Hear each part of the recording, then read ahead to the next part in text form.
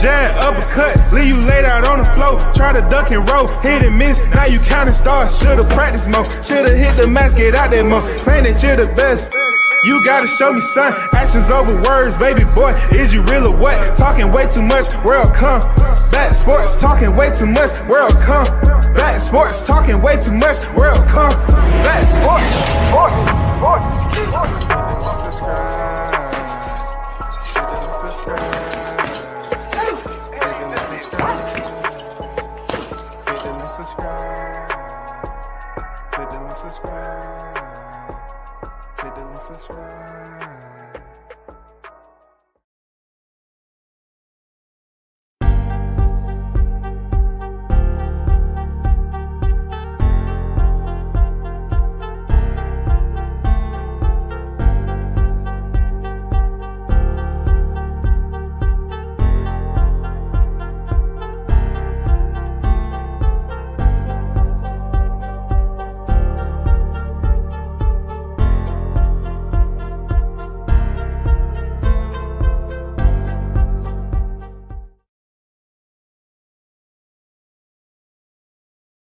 boxing. The first in the building. You already know, man. Salute to you. Pulling up, being the first on deck. Shout out to everyone that's coming in through the door. Hit the like button, man. You know what I'm saying? Interaction is welcome. Appreciate you and big salute from WCS for supporting the channel. Man, we have some hot topics today, man. We're gonna have to clear some things up and you know, get some clarification, and then we're gonna have to basically talk about the reality of where we at in boxing right now. We have to talk about, you know, some of the you know, a couple of fights that's on this thumbnail, why it's a reality that we're dealing with right now. You know what I'm saying? But first, if you're on deck, man, appreciate you. You know what I'm saying? Hold court. Don't go nowhere. You know what I'm saying? Don't go nowhere. Continue to support WCS. Share the content. First topic I want to talk about in no specific order, right? Is Jaime McGee. I want to get him out the way. Because his you know, his promoter was hilarious. You know what I'm saying? You know, Fernando Beltran said something that was absolutely hilarious. It's one of the funniest, you know, piece of content that I've heard thus far. You know what I'm saying? In this year, this annual year boxing, it's just hilarious. So let me give you a little bit of backdrop on Jaime McGee.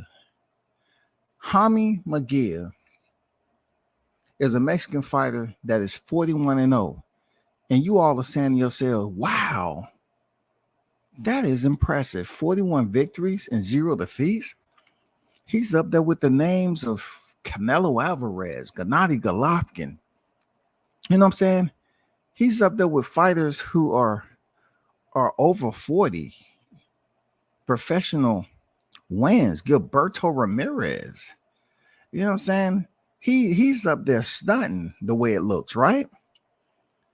But recently the word had broken that Jaime McGee, you know, somehow, some way, they had their GPS set on stepping into the ring with Dimitri Bivol at 168 pounds. Dimitri Bivol, as you know it, he's the current reigning defending WBA world champion at the super middleweight division. His most notable wins as of recent was Canelo Alvarez and Zurdo, aka Gilberto Ramirez. All right. So with that said, we know out of those two, the first half, Canelo Alvarez, is the name that gives him all the praise and all the glory, because the way he went in there and defeated Canelo Alvarez was in dominating fashion, right? And anyone at this point in time who doesn't give him full value when it comes to that win, you have to think of it this way. Just imagine how long Canelo had Floyd Mayweather on his record, and he was the only man ever to beat Canelo Alvarez. You know what I'm saying? For a long time, Canelo was a reigning, you know what I'm saying, the sole proprietor of having a win over Canelo Alvarez until he stepped into the ring with Dimitri Bivol. And that was put to an end. Dimitri Bivol is the most current fighter to hand Canelo his second defeat. So looking at this whole scheme of things, right? Jaime Munguia comes out the mist. He comes out the fog. Jaime Munguia is one of those guys who, you know, just the way he picked up his title at 154 anyway, but he's a two-way world champion. I call him the Zorro of boxing. Jaime Munguia, I might be wrong. He might be a one-weight or a two-weight. I don't pay too much attention to Jaime Munguia like that. But what I do know, he's the Zorro of boxing. He comes into a division and he dips out, right? So his promoter, Fernando Beltran, you know, said that the fight, them pursuing Dimitri Bivol, is now off the table. And it's just amazing that it was happening like that, because I say, man, nobody wants to see Jaime Munguia fights Dimitri Bivol. Nobody is calling for that fight. And then all of a sudden it gets taken off the table, and Fernando Beltran says Dimitri Bivol isn't a very popular fighter, so they're not interested in fighting him now. Have you ever heard anything as dumb as that? You all were trying to get a fight with Dimitri Bivol, but somehow behind the scenes, negotiation, table talk, sidebar conversations, they didn't want to. Them reaching back and fighting Munguia has absolutely zero benefit to Dimitri Bivol's career. He's trying to either fight for Undisputed, he's trying to fight Canelo Alvarez, he's trying to fight the big names. Come on, tell me I'm lying.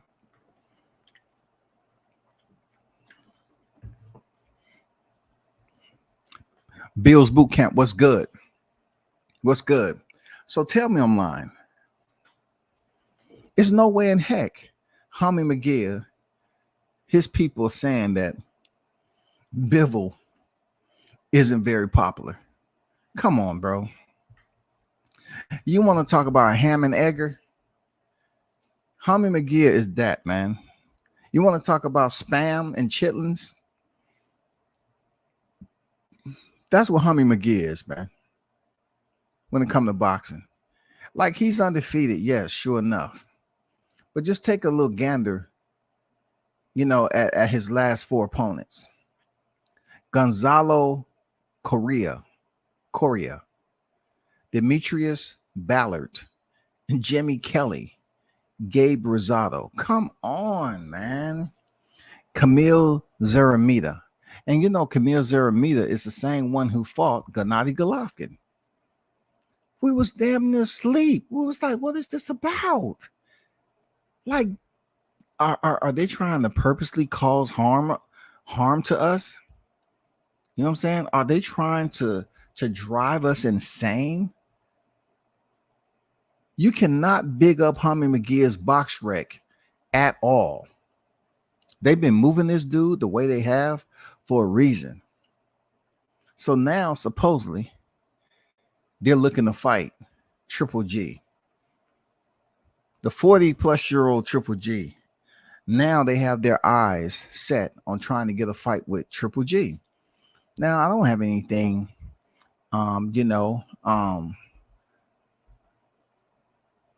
brash to say about them looking for Triple G. He's not doing too much anyway. You know, Triple G goes over there and win a title, you know, WBA title from a guy who was on vacation like he was, then turn around. You know, he vacates the IBF title because why? They're very strict on their mandatories. So now, you know, he needs somebody. I don't know why Charlo wasn't trying to get a Gennady on his record instead of trying to all of a sudden go to 168, unless it's unbearable for you to make the weight. I get it. But from what I understand, that Munguia, they're looking to try to lock that fight in with Golovkin, who is 42 victories in, 2 defeats and 1 draw, 37 knockouts. I'm not really I'm really not jumping up for joy with this. You know what I'm saying? You know what I'm saying? We'll see how it plays out. His team said we would love to fight with him in the future. You know, Bivol, we are talking about the 2 weight classes above. We will fight with him if nobody else wants. If someone runs away from him, we will face him. We're trying to get a fight with Gennady Golovkin for June 10th. We have been talking to Triple G. We want to close it soon. We have looked for that fight since a long time ago, says Beltran. Okay, kudos. I hope they get it. Whatever the case. But let's move on. Anthony Joshua, right? Anthony Joshua is facing Jermaine Franklin. And it is coming up very, very quickly. Very quickly. And I don't know if you all out there in the boxing world is been paying attention to Joshua. You know what I'm saying? But, you know, it's not allegedly, for sure. It's a fact that Anthony Joshua was in Texas training under the tutelage of Derrick James at World Class Boxing. All right. Anthony Joshua taking an opportunity on the back end of his career to come over to the U.S. and get some training is senseless to me that he didn't consider this previously. I know he's been over to the U.S. for other, you know, escapades or whatever. He was over here, other excursions. I get it. But as far as him coming over here at this point in time to seek out a trainer because he's taken 2 L's is very reactive, in my opinion. Very reactive. Because the way I look at it is,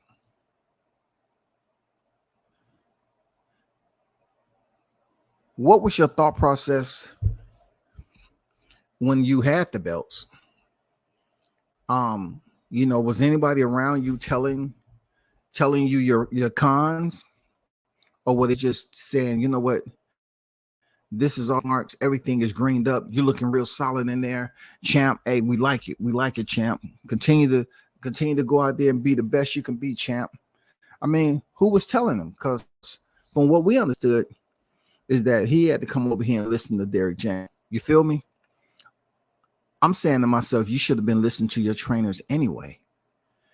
And those of you that follow me like way back, I always said that Anthony Joshua was freaking overrated, bro. I never saw, as far as him fighting on the elite level in the heavyweight division, I just never saw anything special about him. I just felt that he was that little kid who they built up a shell of armor around him.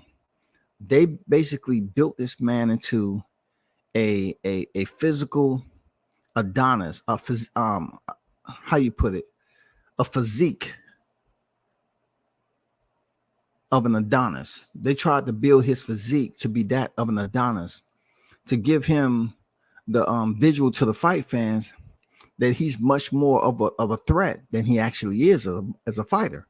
So they was gonna give them the picture, say, look at him, he's an Adonis, he's ripped, he has all that muscle mass on him.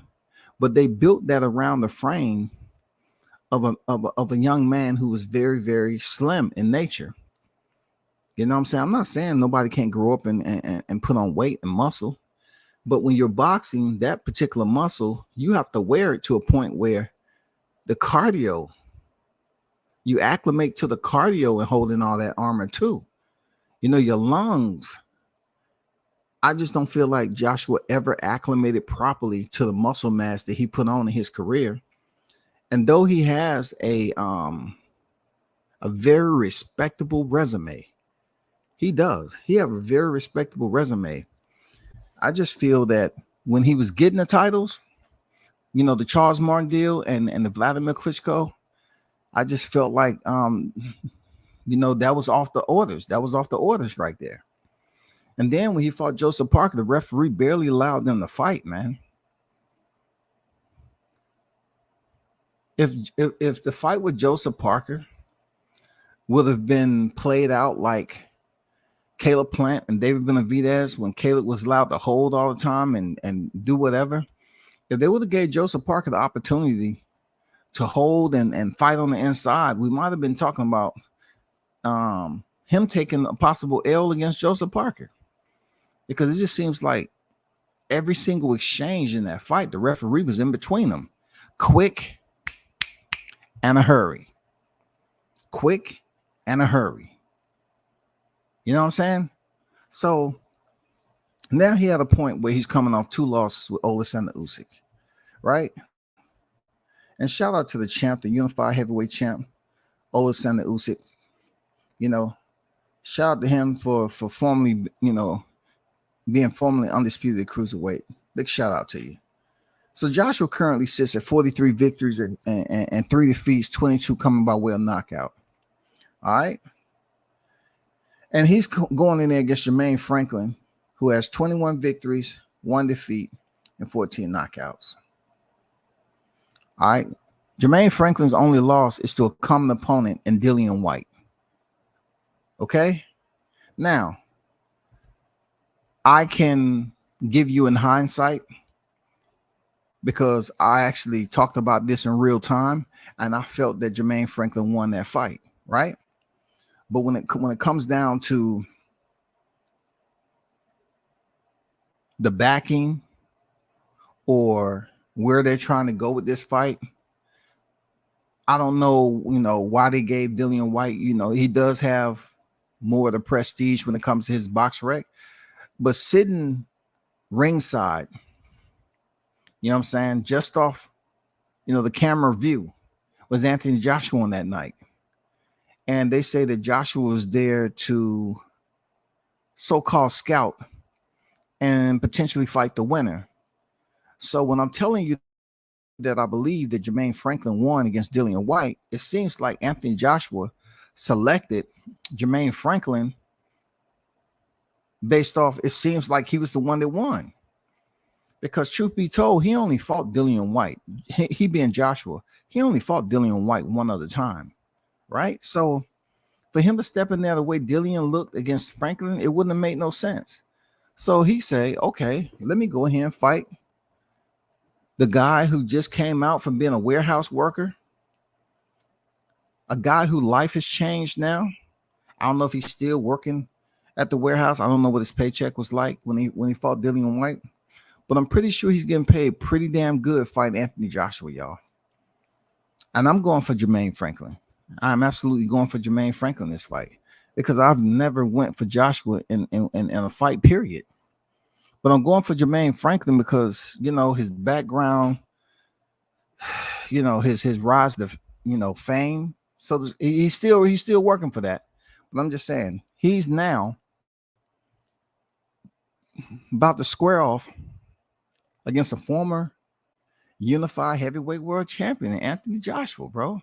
We're talking about a gold standard Olympian who, once again, was gifted a gold medal in the London Olympics. But who am I? WCS, I don't want them to start crying and complain again, saying that you hating on Joshua. I'm just telling you, it's not even hypothetical. Anybody look at that gold medal round, you will see that he clearly didn't win the gold medal. But anyway, I'm rooting for Jermaine Franklin, bro. I know you said you dropped 24 pounds for this fight. Outstanding. You know what I'm saying? But let's get down to the concerns, right? Joshua is now 33 years of age. All right. I want you to pay attention to this via Boxing News. I want you to pay attention to what I'm about to read you. The 30-year-old Joshua admitted this week that he's lifting weights and hasn't backed off that part of his training for some reason. Listen, hear me out on how I believe Joshua is stubborn and hard-headed. He's obstinate when it comes to receiving orders. The 33-year-old Joshua admitted this week that he's lifting weights and hasn't backed off that part of his training for some reason. It goes on to say you can argue that old habits, even bad ones, die hard.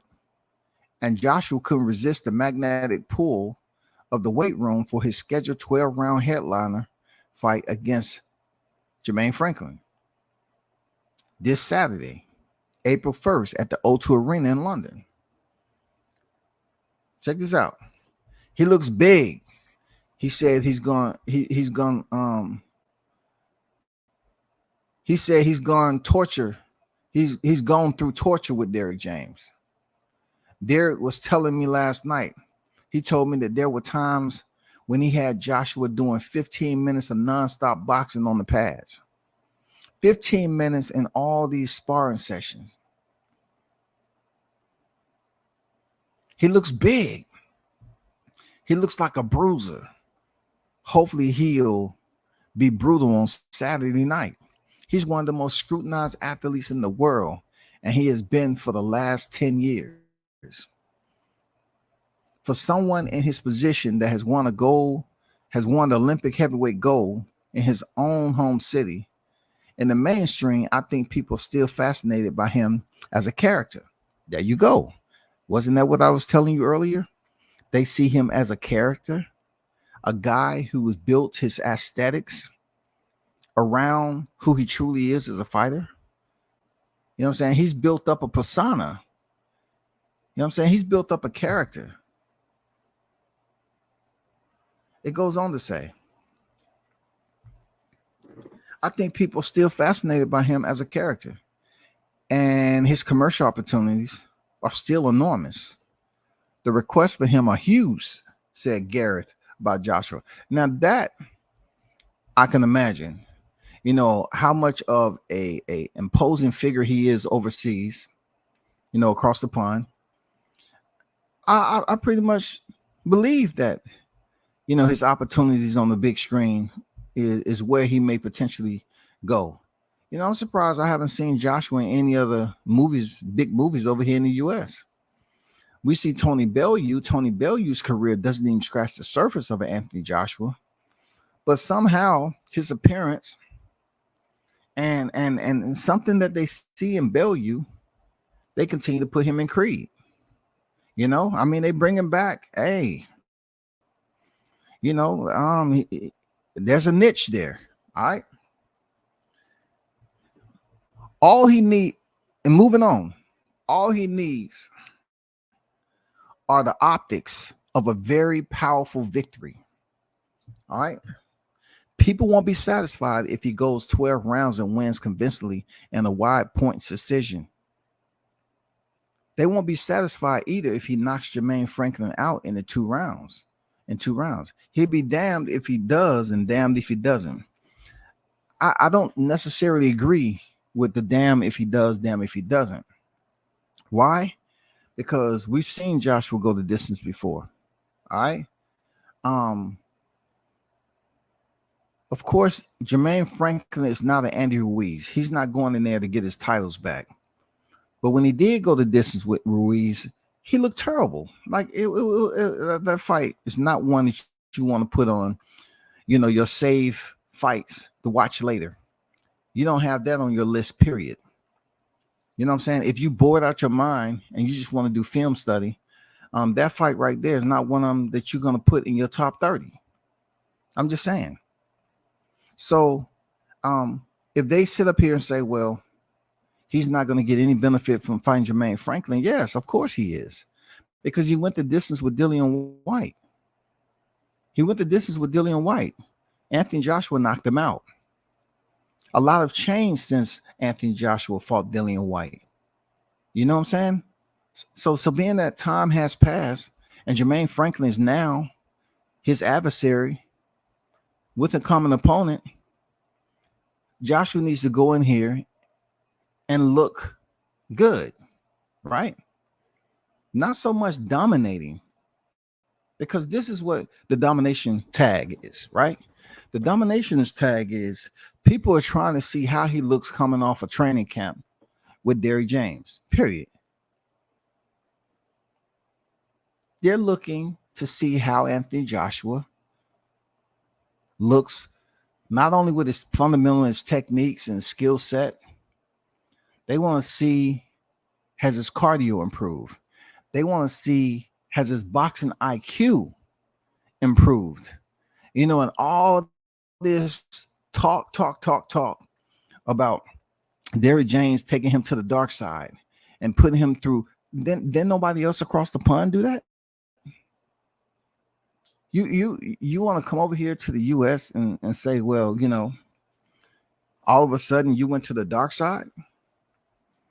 You never went to the dark side in your career before. You never went to places that push your threshold of pain, obliterated your level of, took you to a whole nother level mentally to properly prepare you for this fight with Jermaine. Anyway, Jermaine Franklin, in my opinion, is very hungry, right? I think Joshua need to go in here and just show the people that he's learned something. If Joshua goes in here and loses this fight with Franklin, potentially his career could be absolved just off four losses. Because Joshua, in my opinion, for him to come over here to the U.S. as a last resort at this point in his career seems to tell me that he's a little bit confused. All right. Let me get back over here. Let me get over here to the chat. That's just my opinion. Andrew Charles on deck. Salute. What's good? Homie ain't ready for no Bivol. No, he ain't ready for that smoke. I hope Joshua can come away with this, but I'm prepared for the upset. Yeah, Jermaine Franklin coming in here defeating Joshua will definitely be an upset. Even with Joshua having 2 losses right now, Jermaine Franklin caliber, a boxer right now, he has a little bit of momentum off Dillian White, but he is no way, shape, or form, considered to be an elite fighter right now. You know what I'm saying? Even though he came and fought undefeated, come on now. You know what I'm saying? If he fights Joshua, that'll be 2 big names back to back. I mean, if he defeats Joshua, that'll be 2 big names back to back that will absolutely catapult him to an even bigger fight. You know what I'm saying? But we're not gonna, put the cart before the work mule. You know what I'm saying? We ain't gonna put the cart before the Shetland pony now. We're gonna be patient. Salim on deck. He has the second best resume around in heavyweight. Yes, he does. Joshua has a respectable resume. That is not debatable. He does have that resume. But also, what amazes me about his resume is that I always looked at him and the people that he defeated, and I couldn't quite understand the names that he does have this win against. It's just in a lot of ways I felt like they could have did better against Joshua, but he was knocking people out. He was knocking these dudes out, man. I don't know. He didn't knock Carlos Takam out. They just hurried up and got that fight over with. I'm just saying. Key Mitch on deck. What's good? Samar Warren on deck. Peace and blessings, beloved. Salute, W says salute to you, brother. Salute. Mungia promoter said they're not fighting Bivol. They're looking to get Triple G on June 10th. Mungia has no business in 175 right now. He'll get hurt. Hey, listen. They're not at 175. Like, it's no way that fight was gonna happen. Bivol would have destroyed Jaime Munguia. You know what I'm saying? For them to attempt to pick up some real estate at 175, he would have got destroyed by Bivol. And Bivol is not the biggest fighter at light heavyweight, neither. But I think my curiosity boils a little bit more when he say he's going to fight Grandpa Gennady, right? Is the fact that Gennady only fought outside of 60 once, and that was against Canelo. All right. So I'm curious to know if Gennady is going to have him take the fight at 60, or he's going to take the fight at 68. I'm very, very curious to see, what negotiations are like. If this even a topic of the discussion, are they going to fight at 60 or 68? He said, I'm interested to see how Joshua looks. He showed some improvement in his last fight versus Usyk. I'd like to see what Derrick James adds. And that's my take on it too. I'm definitely curious to see, because I've looked at a lot. I've watched a lot of Joshua fights, and I found myself watching them to get to a certain point, right? I always want to see what he looks like when he get mid rounds. Just like this Oleksandr Usyk, both Oleksandr Usyk fights, I wanted to see what Joshua looked like mid rounds if the fight went to the mid rounds, and see could he sustain his engine. Could he keep the cylinders running? Could he continue to run off that diesel, or he's running off fumes? And I think that's why he lost for a second time with Usyk. He was doing quite well. I was impressed. I was like, dang, big heavyweight. He's slipping punches. He's putting on the wipers. He's really showing that he learned something from his last trainer, Robert Garcia. You know what I'm saying? And you're talking about, once again, trainers who don't have a history with heavyweights. So Derrick James is the next in line over here in the U.S. He doesn't have a portfolio of heavyweights. Shout out to Bruce Gas, Boxer Jackson Moore, the OG in the building. Shout out to you, Bruce. He doesn't have a portfolio of heavyweights that he can brag about, but he can brag about other weight classes, okay? That we know. Even Eddie Hearn said it will be catastrophic if AJ loses. It will. It will be absolutely catastrophic. But we seen this coming. We seen this all the way on the horizon, because Eddie Hearns did what he had to do early in his career until he couldn't do it no more. You know what I'm saying? I always say that, Joshua was a paper champion. Like Eddie Hearns pretty much allowed that paper trail to benefit Joshua to the fullest. They maximized everything when it came down to Joshua's fights, from Charles Martin, Vladimir to Joseph Parker. He got where he needed to be. But like I said before, he has an impressive resume in the heavyweight division, period. He has some very solid names on there, man. He does.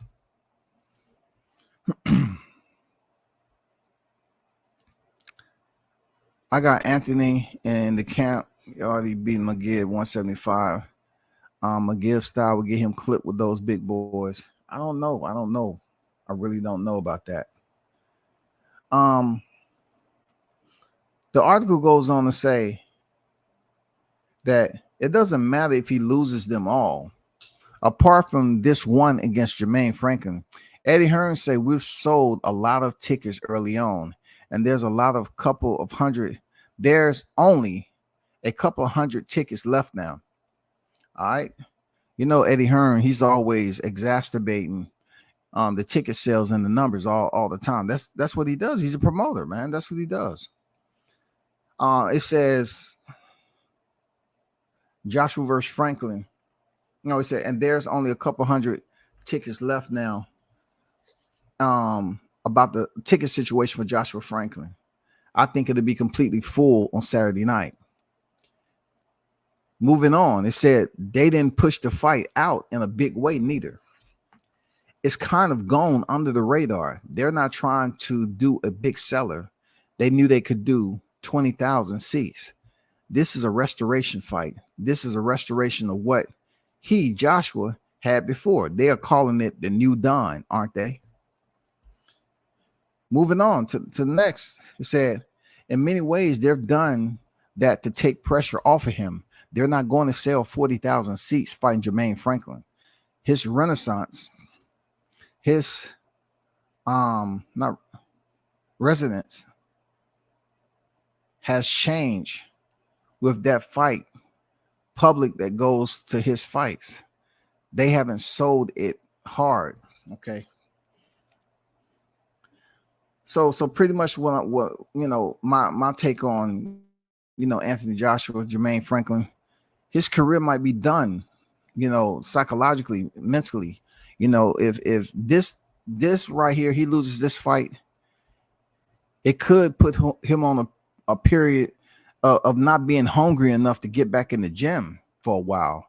He may need to take a little bit of time off to try to find out if he want to put down the weights.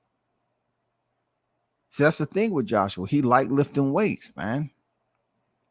That's all good in the beginning when you was all bulked up and people was taking pictures and they was enamored to see you in person. You had these YouTubers on here having full-blown posters of you in the shower, doing push-ups in the bathtub and stuff because you was their idol, Anthony. AJ, you was their idol. They wanted to be like you. You know what I'm saying? When they lay down at night, they had that big full-size poster of you on their ceiling. They wanted to be like you. You know what I'm saying? You motivated a lot of YouTubers on here to start working out and getting themselves in shape, Joshua. For real. It was because of you. A lot of these Joshua, you content creators, they idolize you. So you'll be quite surprised if you was to walk into they home, their resident or whatever they live, and find out they have a lot of clippings of you. But let's see if Derrick James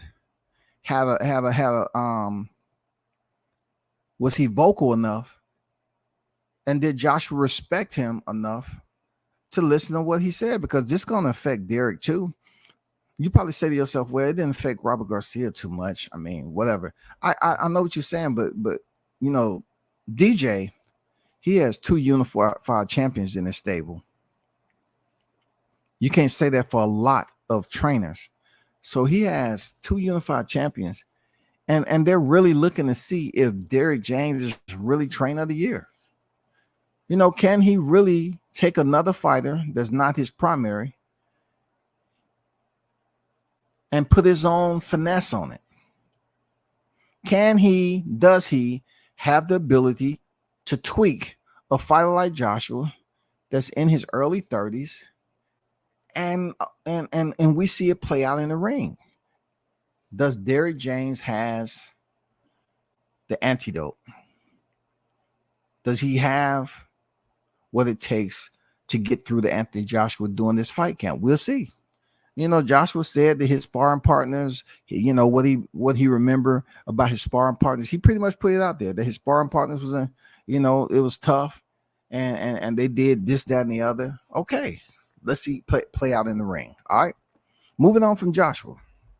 And Jermaine Franklin, man, go out there and get that win. It'll change your life. Again, you even get a larger fight. I mean, I'm talking about a larger purse than this. You can put Anthony Joshua and freaking Dillian White in the rearview mirror. You get to really go out there and prove yourself fighting another big dog in the heavyweight division if you beat Joshua. Deontay Wilder, man. Shout out to the Bronze Bomber. You remember when Deontay Wilder was in the Saudi Sands, right?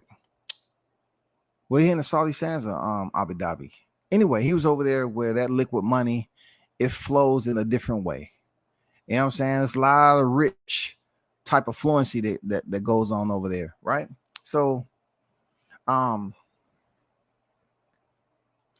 Wilder shows up over there. And our question to him is, who he's fighting next. What's going on?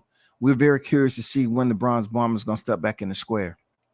And rumor mill had it that it may potentially be,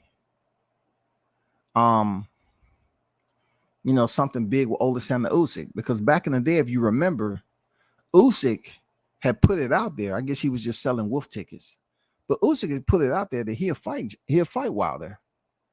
You know how Wilder's been on record as saying that he gave, like he was providing these fighters with opportunities, like he provided Ortiz with an opportunity. He provided Tyson Fury with an opportunity. He has been given with allowing fighters to get an opportunity. He has, bro.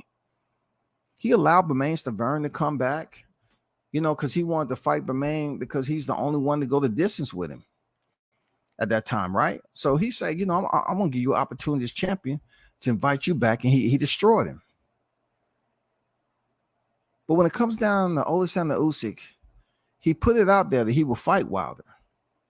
And he was pretty much insinuating that he was a man of honor. He was going to keep his word.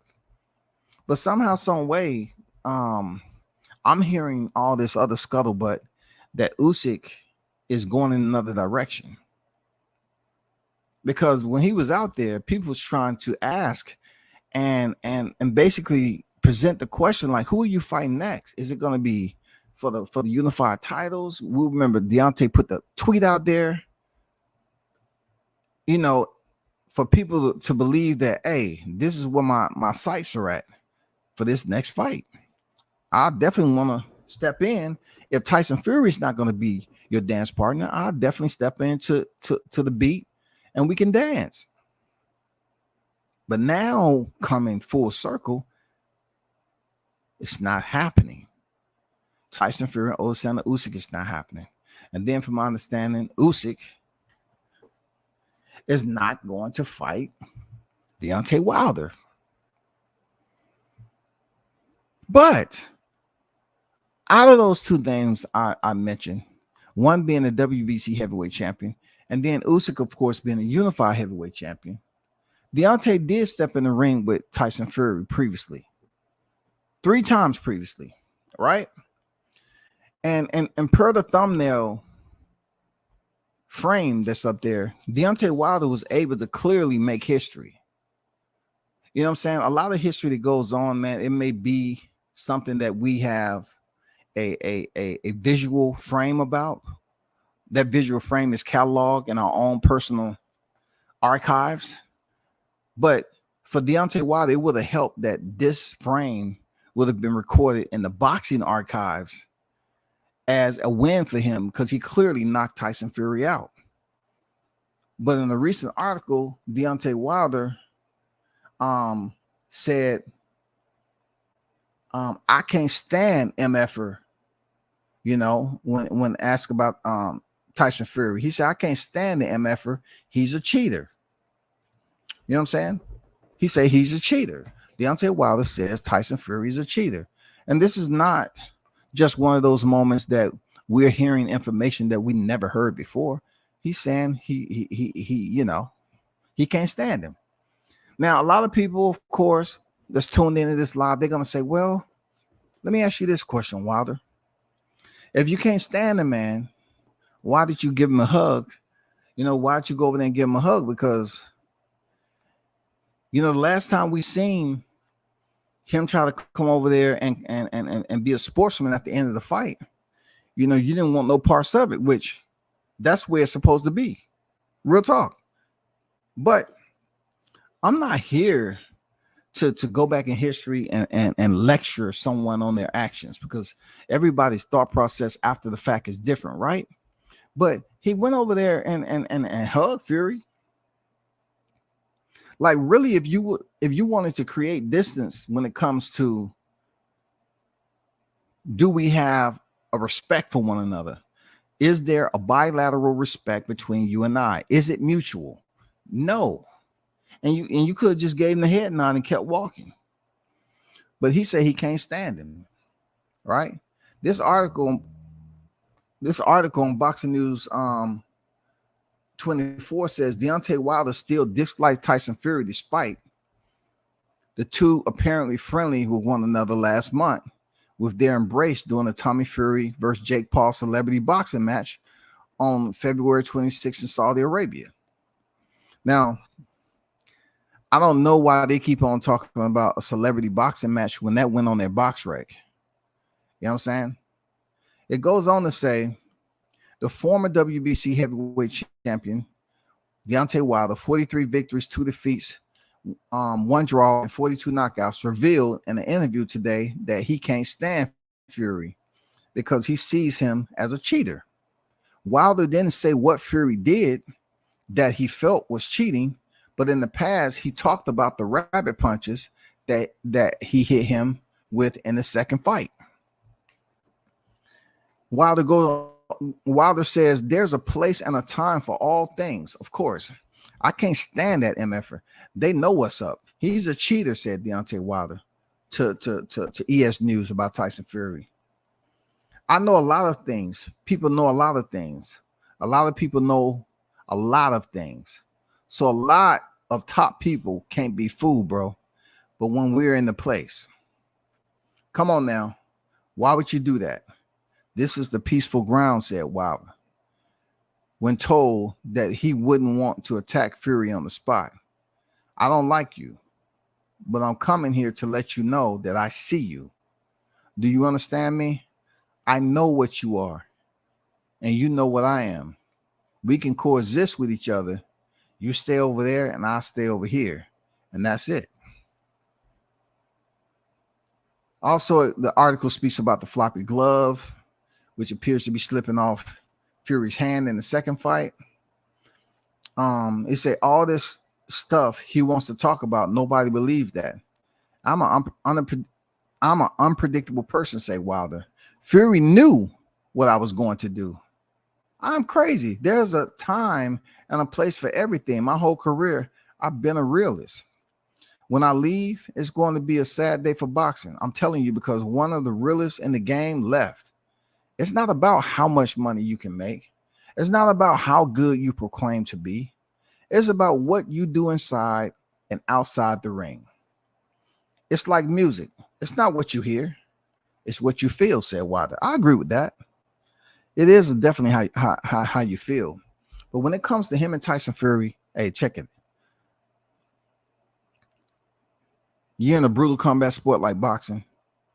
Yeah, they say it's a business, but in order for you to make that business benefit yourself and whoever else you're supporting when it comes to immediate family, relatives, you have to physically be able to do that. And if there's any sign to believe that someone is cheating, not just, the rabbit punches, but if by chance he was trying to earn an advantage by manipulating his gloves in any way, shape, or form, now you're trying to take away the business part of it, and you're just trying to affect someone's livelihood long term. Because a lot of things that may not present themselves now, once you're done with the sport, your body may go through serious changes where you need medical care. You need treatment. They give you the MRI and come to find out there's certain parts of your neurological makeup that is not active.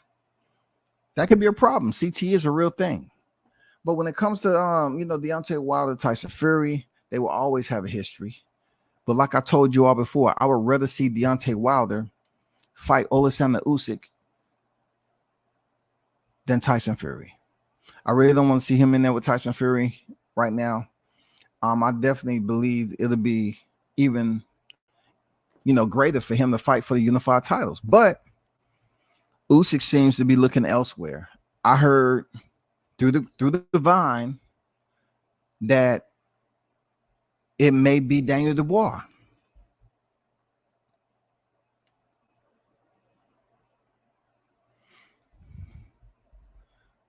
Let that rest on your soul a little bit now. Let that rest on your soul a little bit.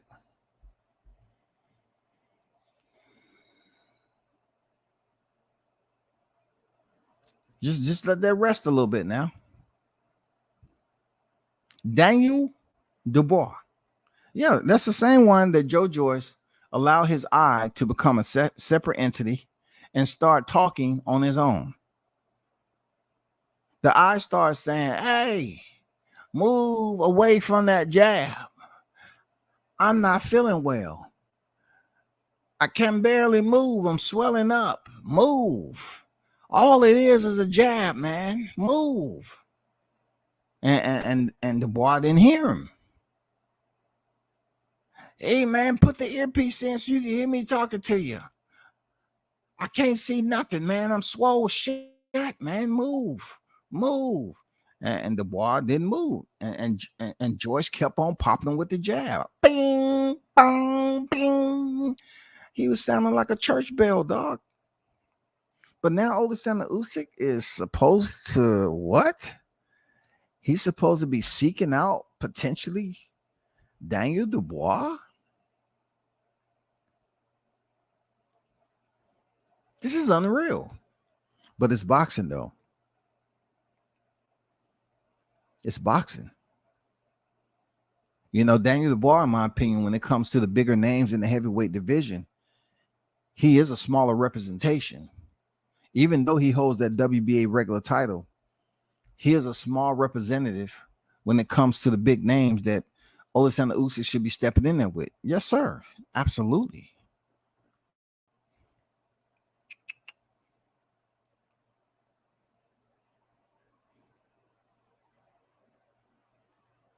D-Ray Promotions, what's good with it, D-Ray? I bet that article didn't mention how Fury had been talking disrespectfully about how Fury has been talking disrespectfully about Fury since the handshake and the sand as well. I think you saying Wilder talking disrespectful. Who? Dubois sent paperwork to Usyk's team verifying that he was healed from his injury and ready to challenge Usyk as the mandatory. So if Dubois is up here sending doctor's notes, right?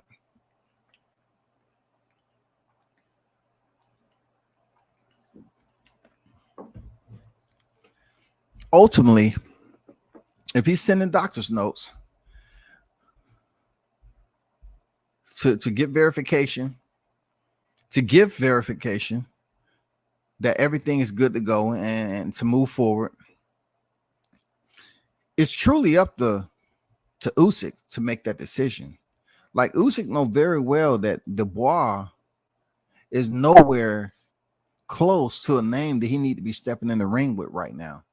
Like you're just coming off 2 back-to-back fights against AJ, the former unified champion. All right. You won the titles and you defended the titles. So to fight Dubois, in my opinion, is definitely reaching down a bit. You know what I'm saying? You're bending at the waist. You're looking at the barrel with your eyes closed. Let me see. Who's left? There's not that many craps in here. Let me see. Let me get you. You're a feisty little fella. Who are you? Daniel Dubois. What's your record? 1 loss. You know who?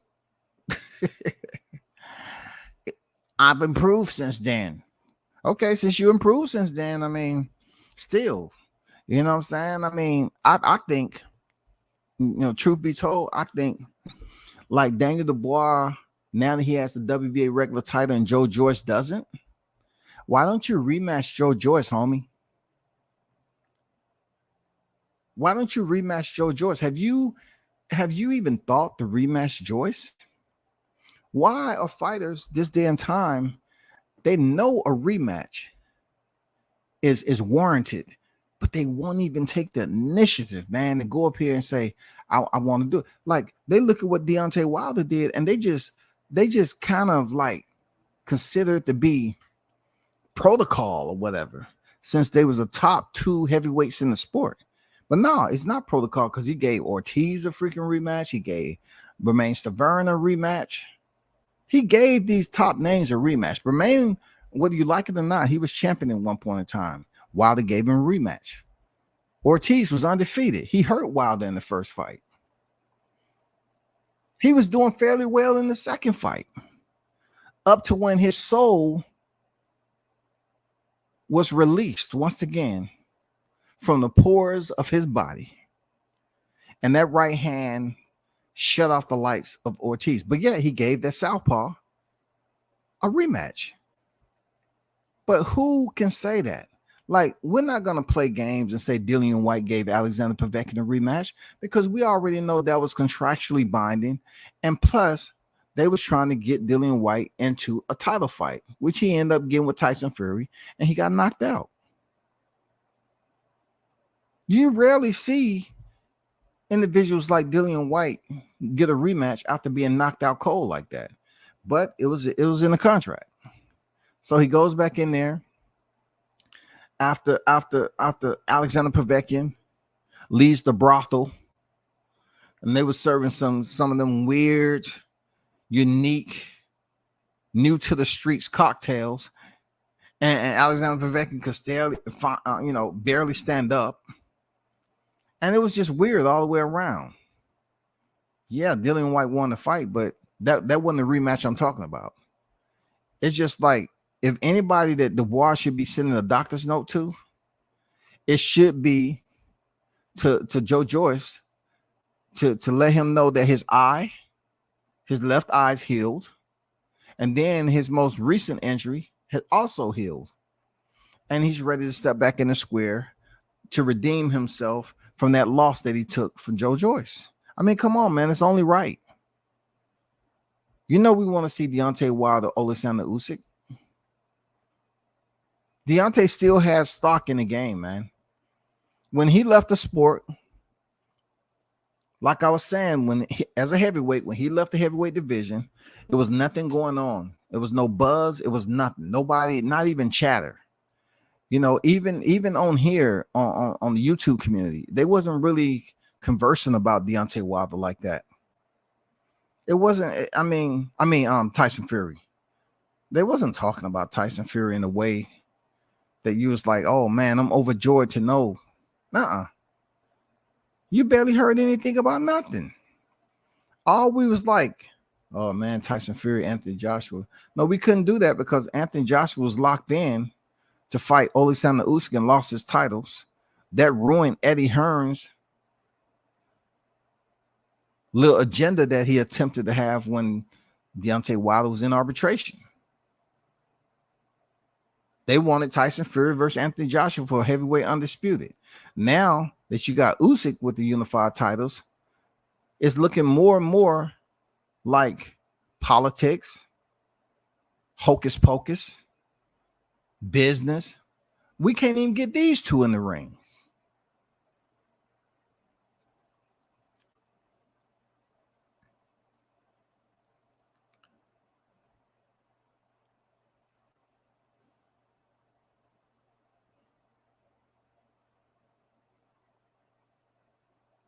Usyk gonna whoop the bar. The bar is the WBA Mendo.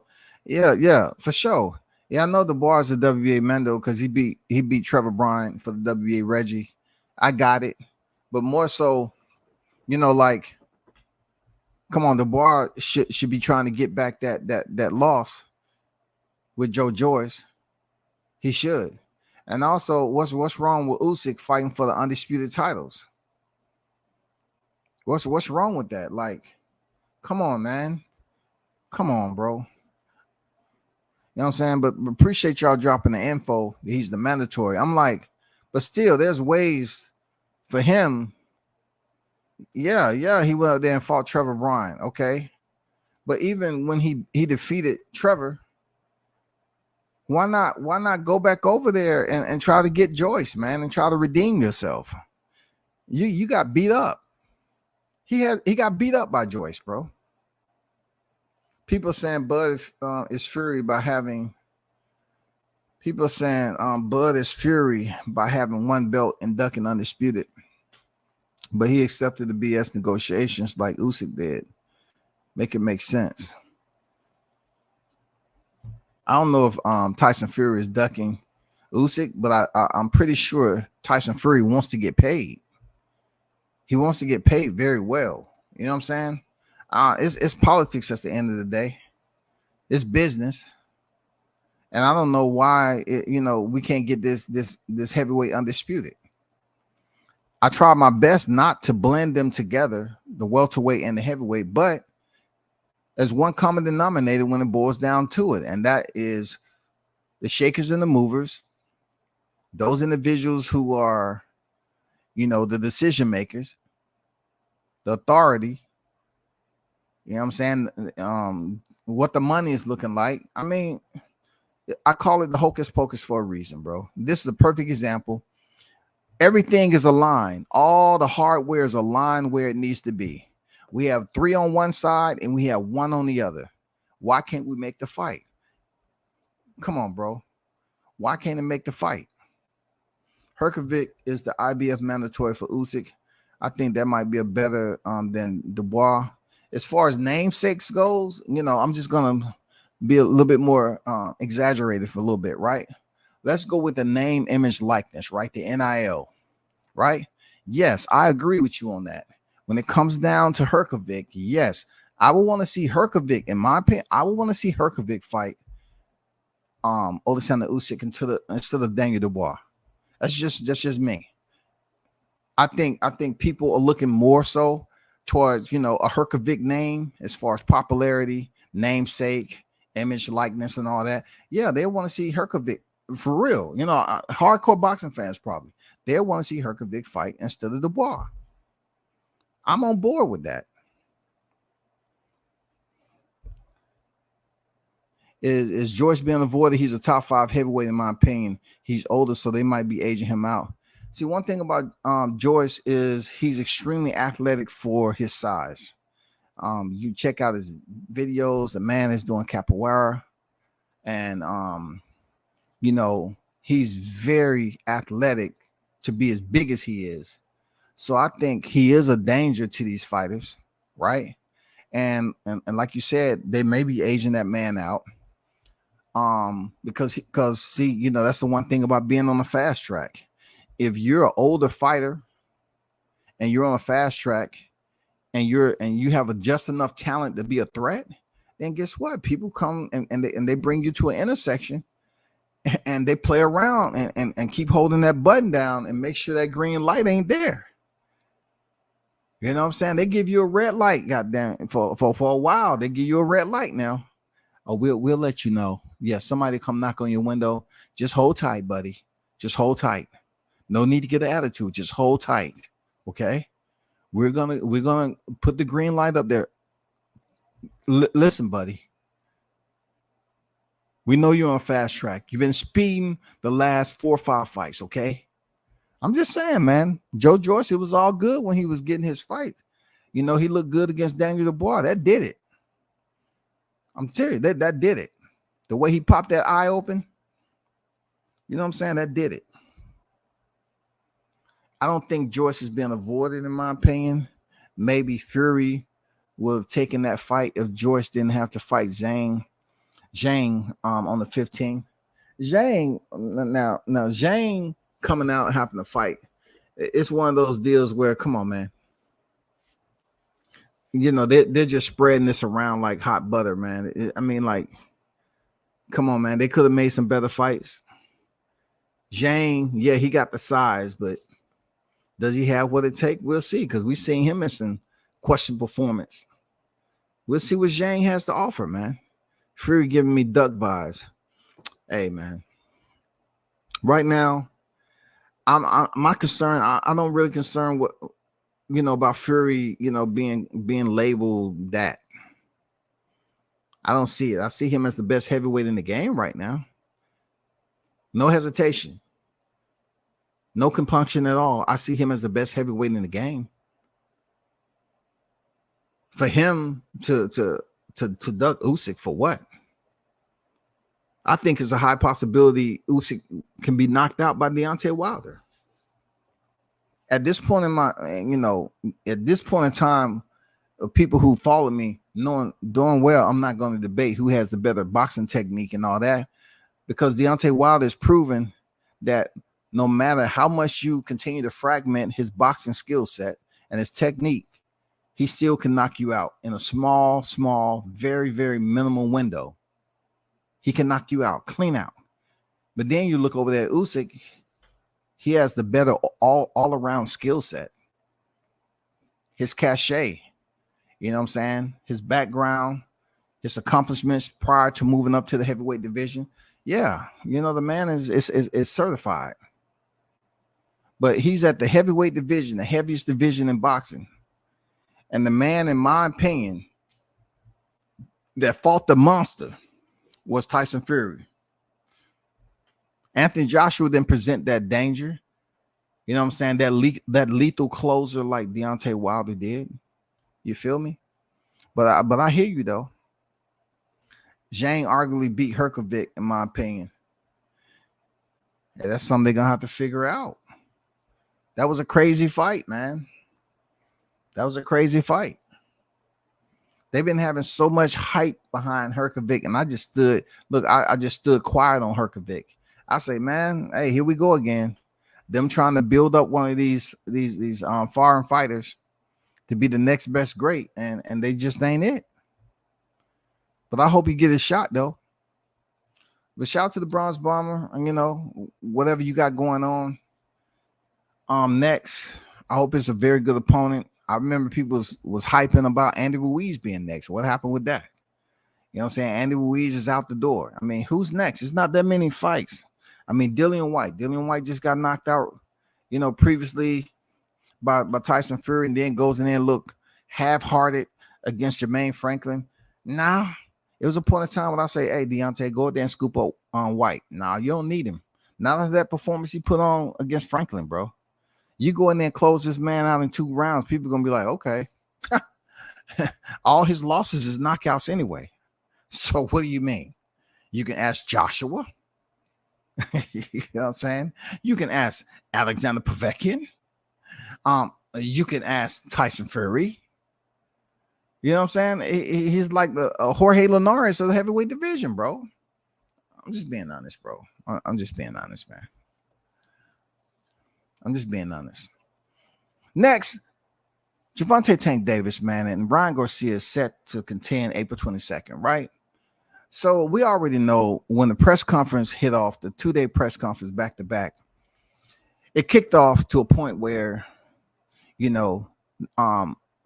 while Gervonta was past the hour of his appointment, Ryan Garcia took it upon himself to get in front of the cameras and start complaining, whining, really throwing a tantrum about Gervonta being late, and also he wanted to go in detail about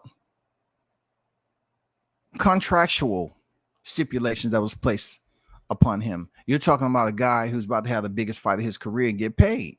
He's going to get paid very handsomely for stepping in the ring with Gervonta Davis. He is. But yeah, he took it upon himself to whine and complain and talk about the weight rehydration clause and all this. All right. So come to find out that they're not fighting at Allegiant Stadium, but they are fighting in Vegas.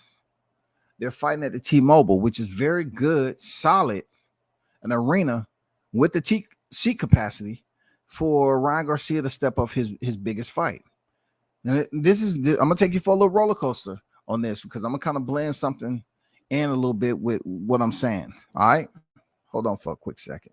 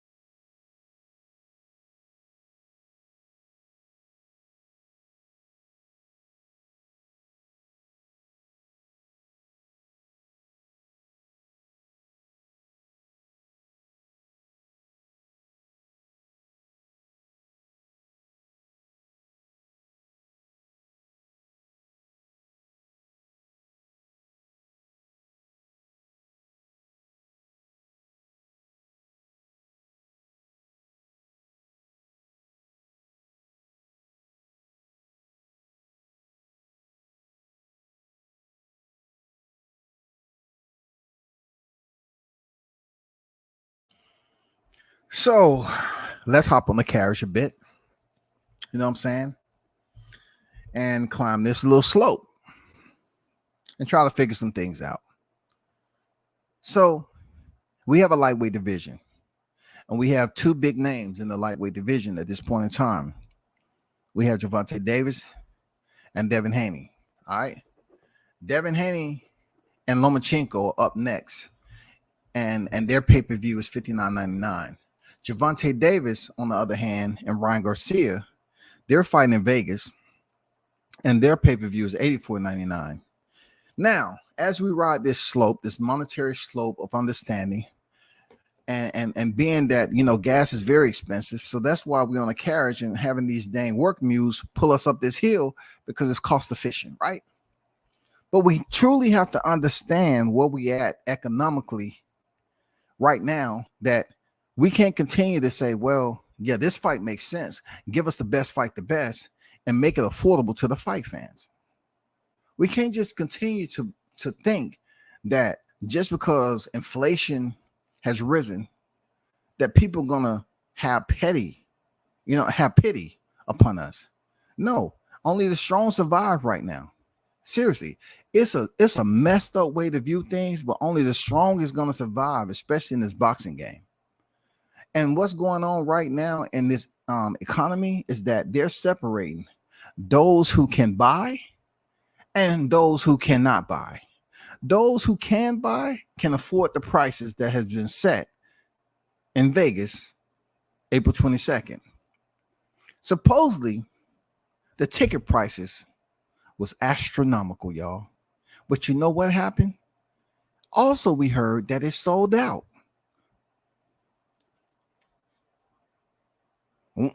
I must repeat, we can complain about everything we choose to and speak about how this is too much and that is too much, right? But when it comes down to the lightweight division, we have equally an important fight when it comes to Devin Haney and Lomachenko. We're talking about a former unified champion, right? And Lomachenko, three-weight world champion Lomachenko, and an Olympic standard champion 2 times. Just like Rabis Ramirez that's going to be fighting this weekend 2 times. Then you have the lightweight undisputed world champion and Devin the Dream Haney, right? When you look on paper with that fight, that's much bigger than Tank and Ryan Garcia. You would say from both sides of the spectrum, when it comes to the paperwork, Devin Haney on paper as a current reigning defending, and Lomachenko, former 3-weight, former unified, you know what I'm saying?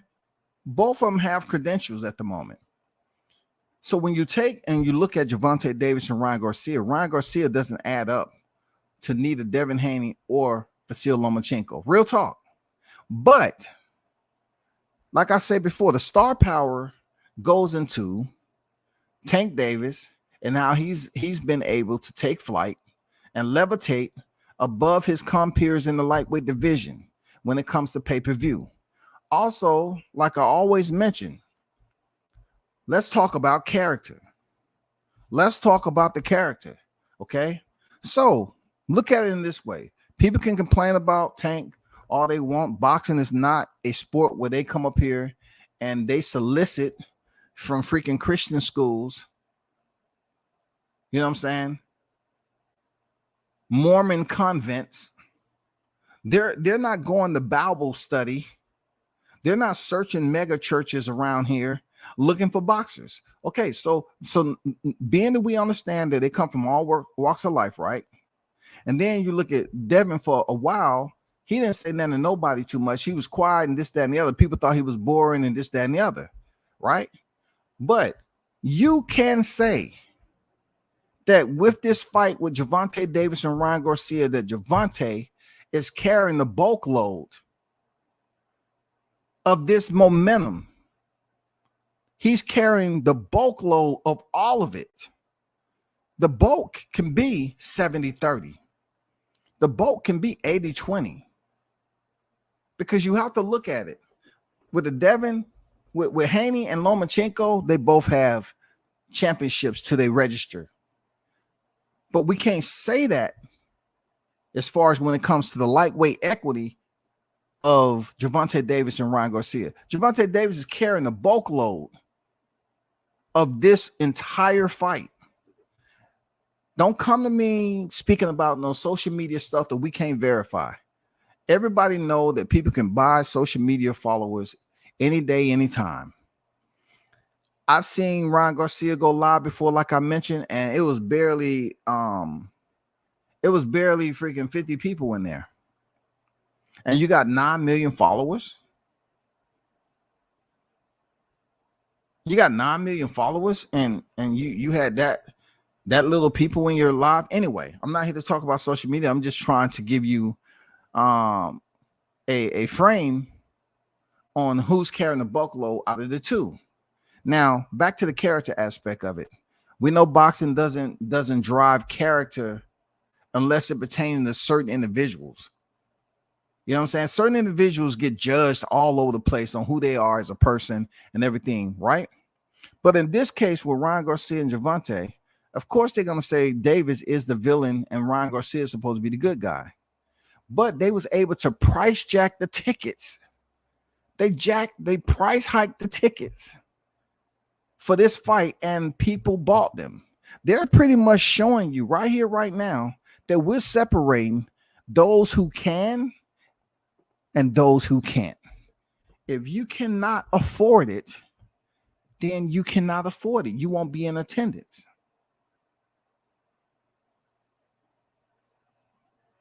People are trying to change the way the boxing business is going. They're not going to change it by half-stepping. They're not going to change it by walking on eggshells and baby stepping this. You know what I'm saying? They're not going to dang chaperone you through another 3 years of boxing. I said they should charge about $90, mid-80s to $90, bro. And they came in at $84.99. Now, the reality of this, y'all, either you have the means to purchase the fight or you don't have the means. They're not going to continue to baby step. And also, this is kind of like a dry run, right? For another two fighters. This is somewhat a dry run, in my opinion, for Golden Boy and PBC. This fight, they're hyping this fight up to break numbers, the break previous numbers that's been set with the pay-per-view scale. They're hyping it up so much that it's going to do grand numbers, y'all. And like I said before, the one that is the sole proprietor really in carrying all this momentum is Tank, because he has knockout power. He can box. He has all around skill set that's entertaining, and people want to come see him fight right now. He's a big deal. Ryan Garcia, he has enough popularity on social media to blend in with the star power effect that Gervonta is giving out leading up to this fight. That's the only thing I can say about it, bro. He has enough popularity to blend in to ride this all the way into the shore with Tank, and nobody's complaining. He's taller, rangier, and they believe the man has what it takes, just like they thought Rolly did. People up here thought Rolly Romero was going to be the equalizer. He was going to pull off the upset, bet your house on it. And there's still individuals out here that's homeless because they listened to Rolly while they was intoxicated. Go ahead and put the mortgage up there. Put the bet in. Put it up there. God damn it. Put the bet in. You sure? You know this is 2 months mortgage. Put it in.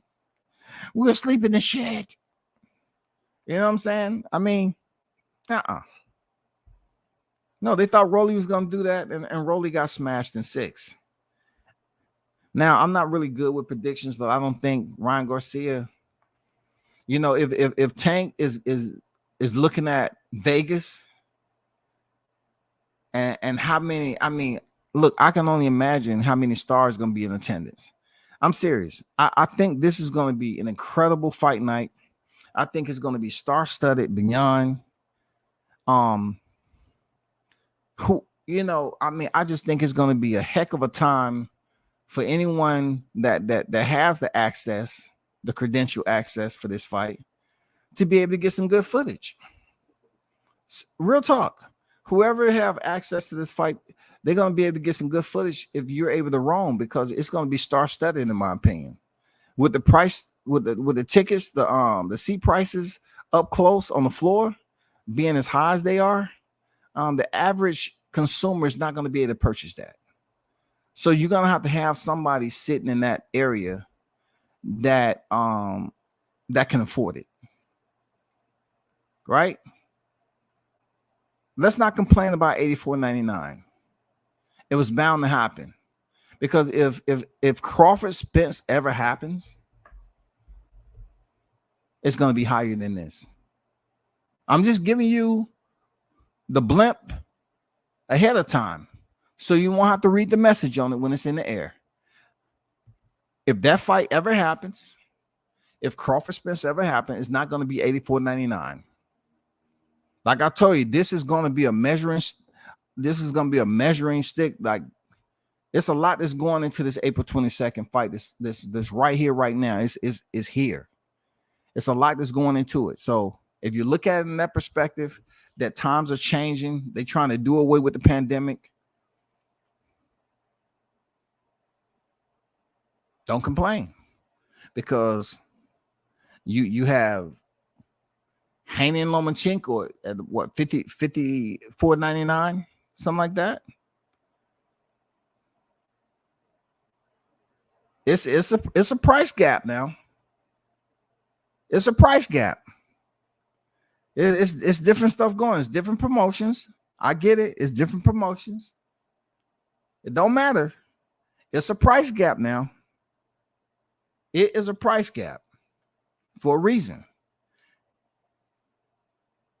The fight fans and the consumers and the promoters and the matchmakers and all that is acknowledging the star power of each A side in their own way.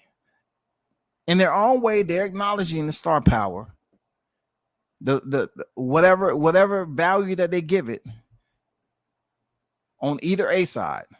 It's weird in a lot of ways. It's a lot of ways. This can be extremely confusing, because Devin has all the belts.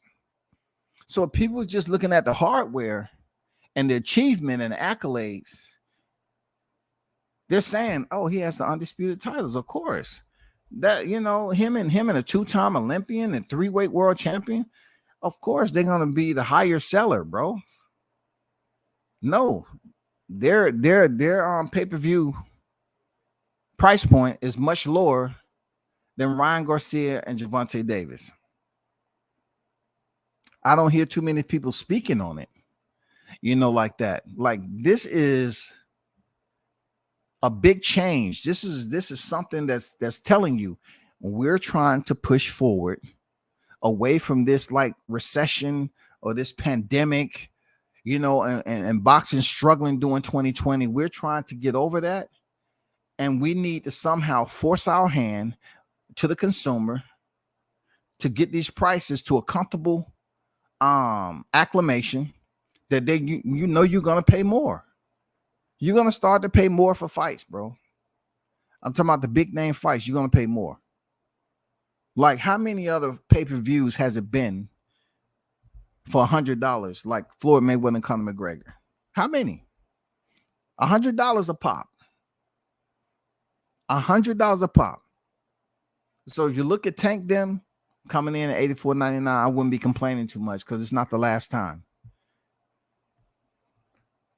Michael Johnson Boxing talking more. What's good?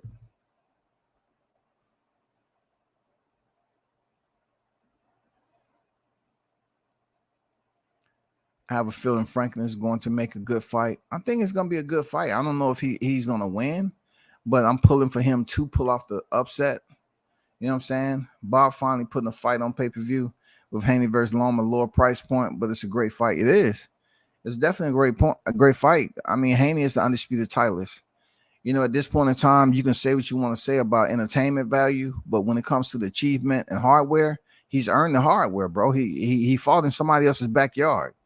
So if he was a dud, right? If he's a straight up dud, he would have went over there and wouldn't even be able to earn the titles to begin with. He would have lost his opportunity, and Kambosos would have retained the titles.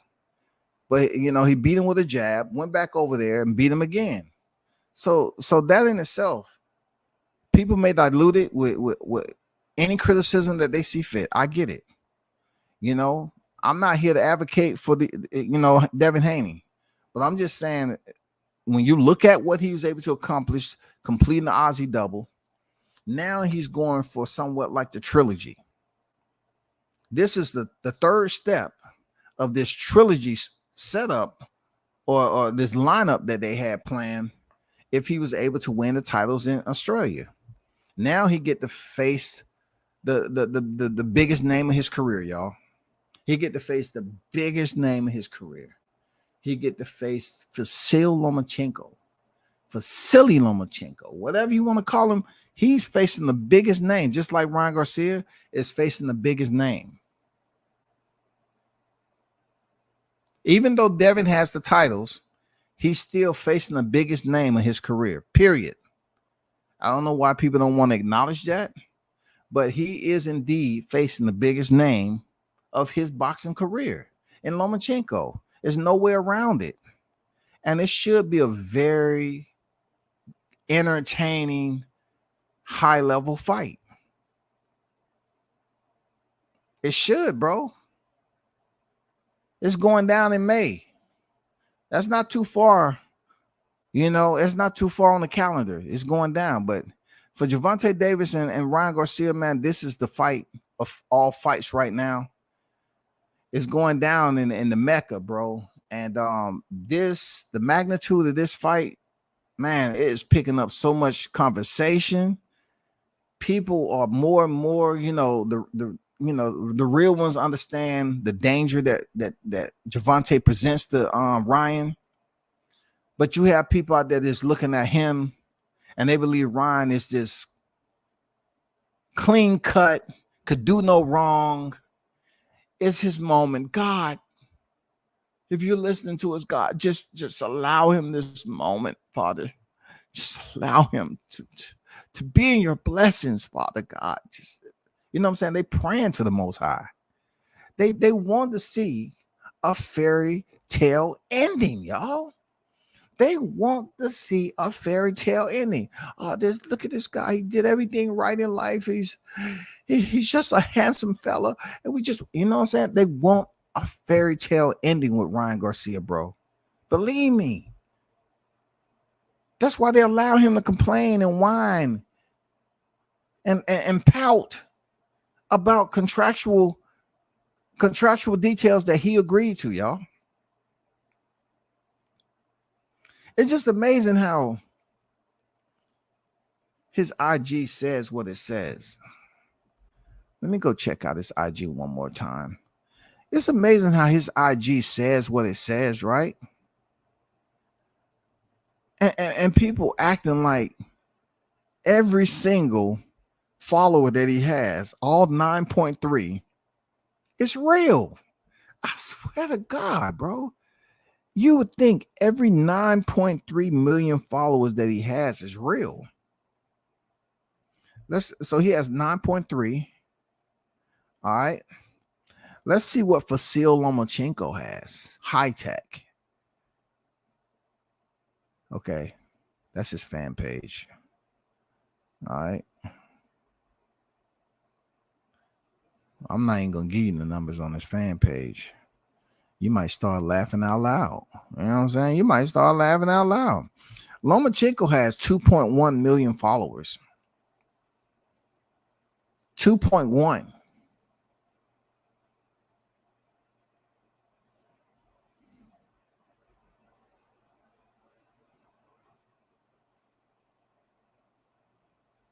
Let's look at Devin Haney's followers. Let's look at Devin Haney IG followers while I'm frolicking through IG.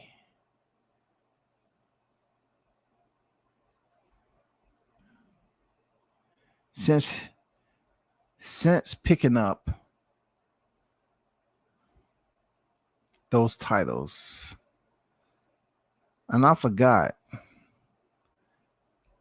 I think I forgot that Team Haney blocked me.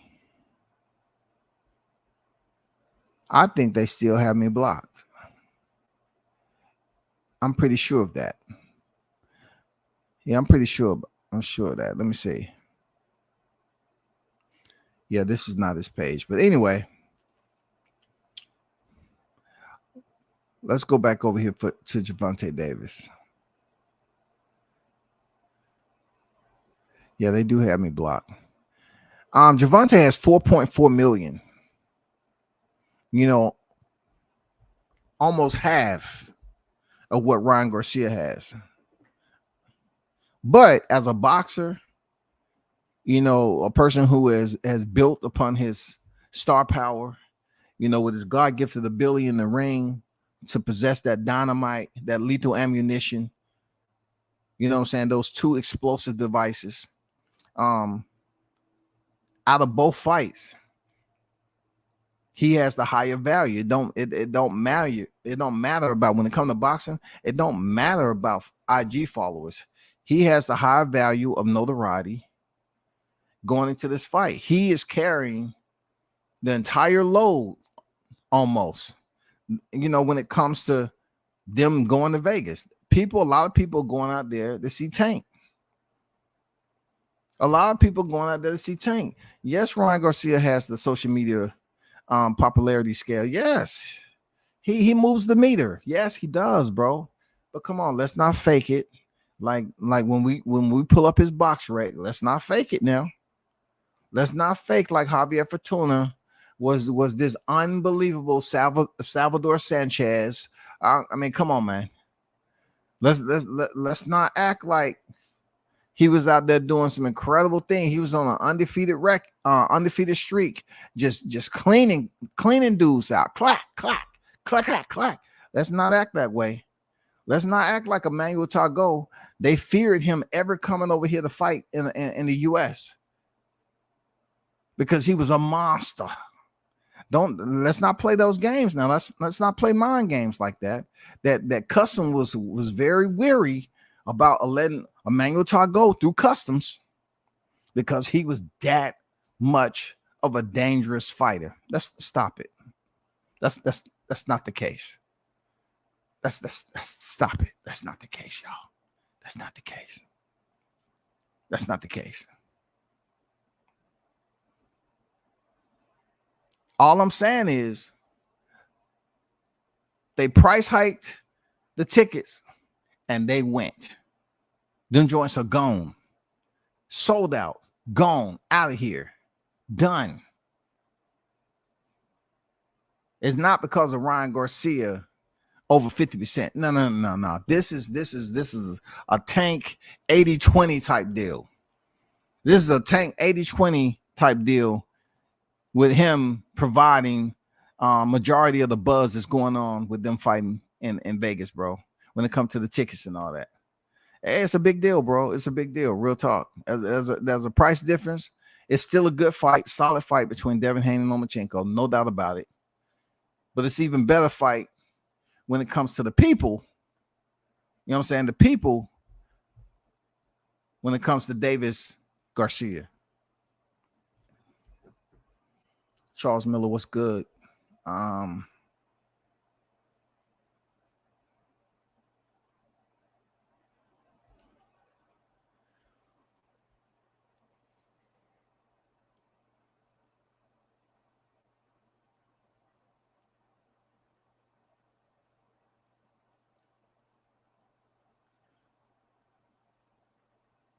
Samad said WCS boxing leagues are showing us with these high cost pay-per-views and full disclosure. I'm by both Tank Devin's fight.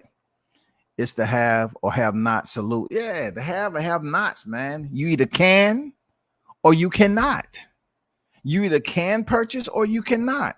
It's the have and the have nots. You know what I'm saying? Either you can afford it or not. They're not gonna tiptoe around here saying, "Oh no, we're just gonna wait for the economy to recover and wait till all these people that's just been struggling since 2020 and haven't quite recovered yet. We're gonna wait. We're gonna provide you ample time to get back on your feet." It's 2023. You've had 2 years and you're still on your palms and your knees and scrubbing your toenails. We understand it's been tough. No, they're not going to do that no more. They're gonna jack the price up and they're gonna make you pay for it. So the ones that's not struggling, or the ones that might be middle class or whatever that can afford it, them the ones they're gonna deal with.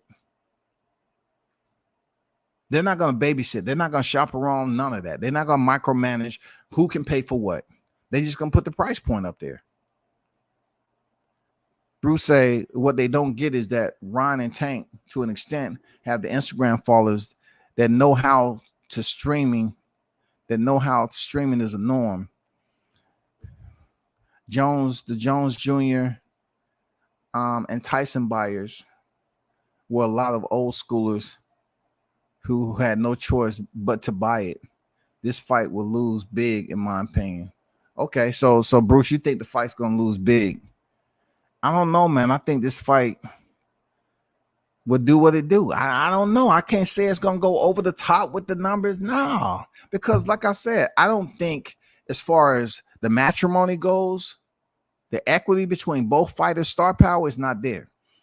I don't see Ryan have done enough in boxing for people to respect him and say, you know what? Yeah, he has a chance to beat Tank. It's a lot of people going in there with, I hope I'm going to support the Mexican fighter. I hope, they're going in there with I'm going to see if Ryan can pull off a miracle. I want to see if this is a point in boxing history that's going to be like Buster Douglas, Mike Tyson. That's all. That's what they're doing. They say, I just got to see it. I just got to see it myself. Isn't Devin considered to be a two-time champion because he won the WBC title and after won the unified titles for Undisputed? He is a two-time champion, but peep this out. I never said anything about how many times a person was a champion. I said divisions. Lomachenko was a 3-weight champion. I never went into how many titles they both won. And really, if you look at it, their boxer's mind, and appreciate your comment. If you look at how many championships in one division, people really don't care. I mean, do you hear people talking about like Jamel Charlo or Josh Taylor, being a this amount of time champion just because they won titles separately? Like, who did it better? He got 2 off Jason Rosario, 1 off Castaño. So are they going to say, well, he's a 3-time champion? No, they're not. He's a 4-time champion because he got the belt back from Tony Harrison. You know what I'm saying? In a rematch. They really don't care. They would speak more if you picked up championships in different divisions. In my opinion, there, brother. I'm not saying that's scripture. I'm just saying in my opinion. That's all. Like, yes, of course he would be a 2-time champion. Of course. But in the same division, people are not looking at it in that light. You know what I'm saying? It's just like when you working for Undisputed, they look at Errol Spence as a unified champion. They don't identify him and say, oh, he's a 3-time world champion. No, they're saying he's a welterweight unified world champion. Even when they mention Crawford and he's a 3-weight champion, they don't really tie it down to the numbers of how many chips he's won. They just look at him as being the WBO welterweight world champion. Everything else is a part of his jacket, is a part of his boxing portfolio. What do you think about the co-main event? Michael Coffey versus the Kid Warley from the UK. Of course, I want to see this that fight. I'm not too big on those fights. I've seen Michael Coffey fight. You know what I'm saying? I've seen both of them fight, actually. But Hey, it is what it is, man. You know what I'm saying? It is what it is. I don't frown upon either one of those guys. You know, just because they're not popular names to the masses, don't mean they're not good fighters. And yeah, and see, I try to be polite about it, Bruce. Like, you rarely hear me call fighters journeymen on here. Like, you rarely hear me use that term, journeyman. But I just recently used it in a question format when it came to Richard Comey. I say, is Richard Comey considered a journeyman now? You know what I'm saying? I try not to sit up here and call fighters bums, call them journeymen and stuff like that. But yeah, you know, on the light side of things, hey, the fight's gonna be the fight, bro. That's all I can say is fight gonna be the fight. I don't have too much to say about it, to be honest. That's just like the Johnny Rice fight. Johnny Rice wasn't doing too much up to that point when he landed that right hand and cut Guido open, and the fight ended up being stopped. And then they tried to rob Johnny because the lack of respect they have for him to begin with. You know, Guido had an undefeated record, and they tried to say it was because of headbutt. No, you lied. So the better part of the boxing illuminated that night. They actually came together, just like they did in the Franco fight, the Franco and Maloney fight. You know what I'm saying? They came together to attempt to do the exact same thing that they did in the Guido and Rice fight. They try to go to the camera. Hey, look, it wasn't this, it wasn't that. You know, you're trying to say it was because of headbutt. No, it wasn't. It was because of punches. One side prevailed and the other one didn't.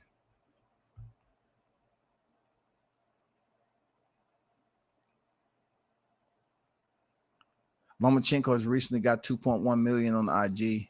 He had like a million, under a million.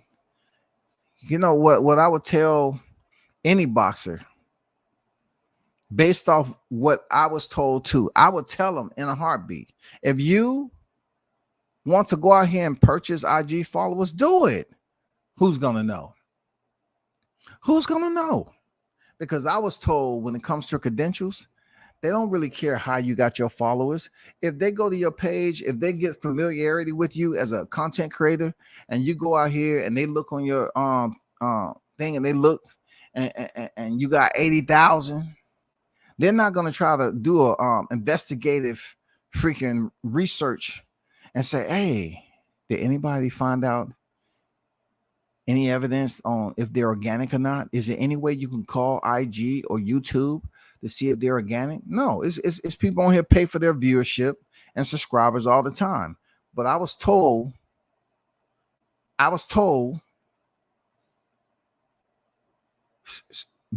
pretty much direct as raw as you can get it. I don't care how you got your stuff.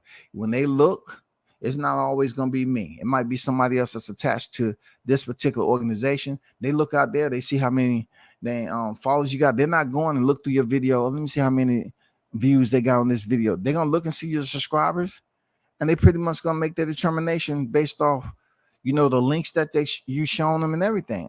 Man, I've seen people have credentials and walking around that place, and they don't even have a channel.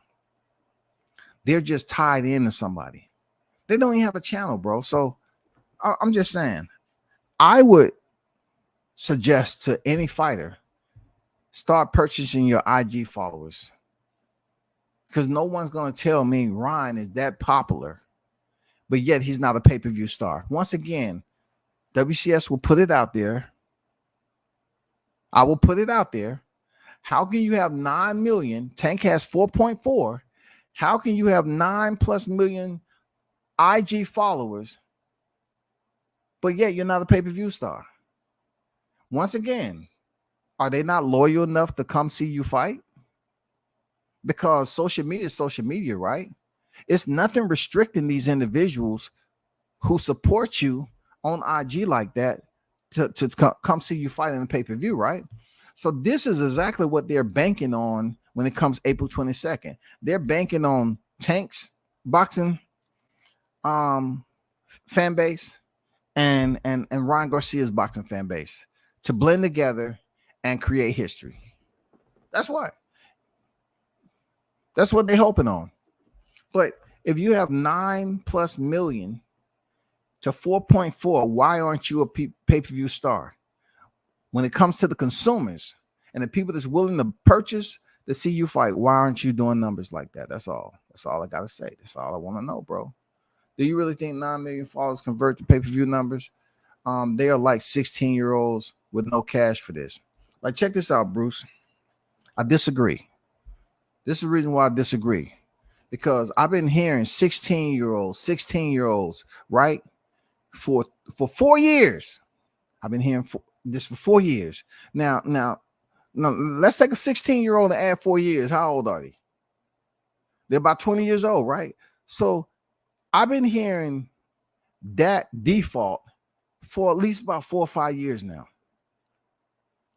When it comes to Ryan Garcia, I think that is just like a saying that's been floating around that people have cataloged, and they like using it when it comes to Ryan Garcia. And you're talking about a guy who has kids. They used to talk about when Ryan Garcia was single, all the girls who used to be lined up around the ringside to come see his fight, right? But don't he have children? Don't he have more than one child now? So is he still the heartthrob that he was when he was single, and all the women, supposedly all these young girls used to, if these young girls was coming to see him fight, who let them into the arena? Somebody had to pay for their ticket, Bruce. Somebody had to say, here. Let's see, 1, 2, 3, 4, 5, 6, 7, 8. Here, there go 2,000. You and your friends have fun. There go 2,000 right there. Go see your favorite fighter. But make sure you're back on time, okay? Somebody had to pay for their ticket, Bruce. I've been hearing that for years now, man. That 16-year-old, how and who has the documentation to prove that his fan base is that age appropriate, like they're that young, and then knowing that they're under the age of 18, we're trying to say that their parents are above middle class, because we can't say they're 16 and they're lower class and they can't afford the pay-per-view, or they're too young. If they're young and they don't have occupation, it's plain to see that their parents is going to be asked, hey, can I watch my favorite fighter, Ryan Garcia? Can I watch him? I'm friends. I'm following him on IG. Can you pay for the fight? They're going to ask their parents to come out the pocket. And the parents, sure you can. That's all I'm saying. Sure you can. You can do it. What time it come on? Okay, cool. No problem. If these 16-year-olds have parents that's affluent, they follow him because they kind of relate, then they have no problem paying that price point. No problem, bro. At least Loma 2.1 million of humans. I don't know, man. I beg to differ. I don't know. Just because it's a lower number don't mean that they're organic. It could be, you know what I'm saying? But we're dealing with AI, bro. We can't sit up here and act like some of these numbers aren't fabricated. I didn't say all, some. A lot of those Instagram followers are very computer savvy and can stream easy. I don't see it going over 1 million pay-per-views. 400 to 600K pay-per-views seem more realistic. See, I don't really get into the number aspect. The most I ever talked about is in 2022, but see it. I'm a listen. I'm a read. I'm not good predicting all that stuff. I just don't, care for it. But 400 to 600K would be a success in my opinion, because the bar has been lowered, because they're trying to raise the bar with the price point, but the bar from the way it used to be to now, being this is the number of piracy has gone up, has elevated to an extreme level. yeah, the numbers are coming in lower for the pay-per-view. So if they're able to do it, knowing what we know now about the piracy, that's success right there. That's big. That's crazy. And look, Sid, how do we even know those numbers are right?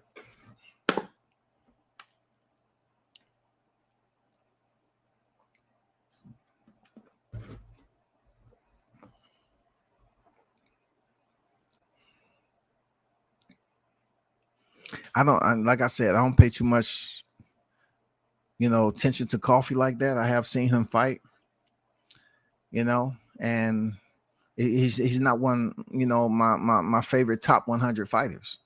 Real talk. Shout out to the Mac Mob, the MACKMOBB on deck in the building. What's good with it, man? Shout out to Mac Mob and the Wolf Pack, man. Salute to you, brother. Appreciate you pulling up. W says, what's good, OG? Hit them likes. I appreciate you. Y'all definitely go check out the Mac Mob, man. Be cooking it. Be setting fires over there. Flaming, you know what I'm saying? Setting the whole dang live stream on fire, man, with those hot topics, bro. Thank you for pulling up, brother. See, I'm the type to bet 500 on boxing with the sport books and then stream the fights. I stream so many fights, I be forgetting that I pay for ESPN Plus. Dang, it's like that. The people who buy it are going to buy $49.95, just like $89.95. I agree, but I was looking at it like this too, Bruce. When it comes to these youth that's supposed to support Ryan Garcia so heavy, if that is what if that's going to be the disclaimer, then we have to factor in that they have the parents also that's working those jobs with a high enough income to be able to afford $89.95. So is it $89.95 or is it? I could have sworn it was less than that. Hold on for a second.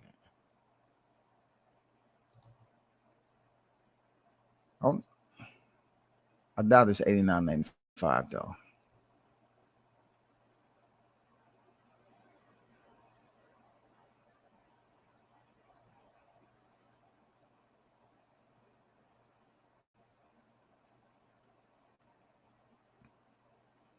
Yes, $84.99. Yeah.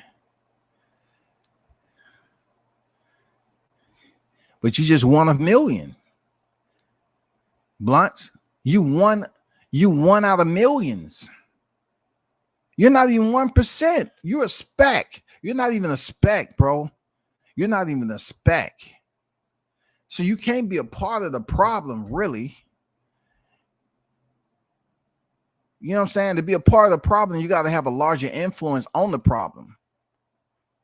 So pretty much you're a small granule, like at the end of the day, man. Like it's millions that's out there upon millions, bro. Koff was up and coming into he met Tony Rice. Buster Douglas and Mike Tyson was on free HBO. I think I said the upset there, Bruce. The magnitude of the upset. If I'm not mistaken, I said the upset. I don't think this is going to be the upset in nature, because I think, correct me if I'm wrong, wasn't Buster Douglas like a 42-1, against Mike Tyson? Like they saying the people that betted for Buster Douglas on that night, they made out very, very well. Very well. They trying to maximize that 250K pay-per-view sales they're going to get. I think it's going to be higher than 250, bro. I got faith on the economy. I have faith on something. It might be blind faith, even with a blindfold on, masking tape, you know what I'm saying, with some more masking tape, some freaking, you know what I'm saying, some a couple leather belts, some more masking tape, blindfold. I know it's blind out there, you know what I'm saying? But I'm looking for it to do more than 250, bro. I think it can come on, man. For them to sell out the arena, it has to be more people that can't make it to the fight, want to be at the fight, and they willing to pay the price. You know what I'm saying? They willing to pay the price, man.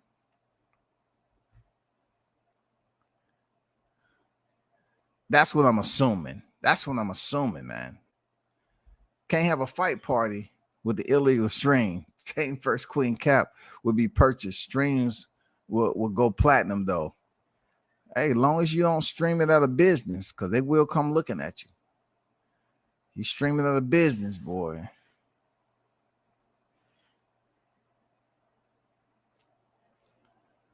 I hear you, Bruce. I hear you. The pay-per-view sale don't matter to the average person, and fans jumping around for joy are idiots unless some of that hits your pocket. It tells me you're from the Rainbow Crew and needs to seek help. I don't know what the Rainbow Crew is. that's what Ryan was saying, the Unicorn Crew or whatever. Live is different than watching on your phone. Absolutely, man. Believe me, it is.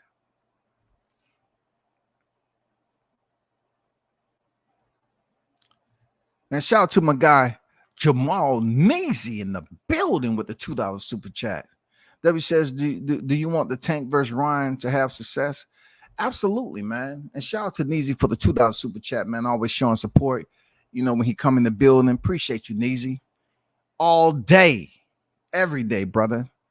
I don't have no disdain or no inner feelings to wish bad upon this fight. I'm not a Ryan Garcia fan like that. I'm really not at all. Like, I feel that he is at the right place at the right time. He has the looks to match up with Gervonta. He has the looks to bring in that other fan base, that phantom fan base that he's supposedly have with the 9.3 million IG followers, absent of the resume.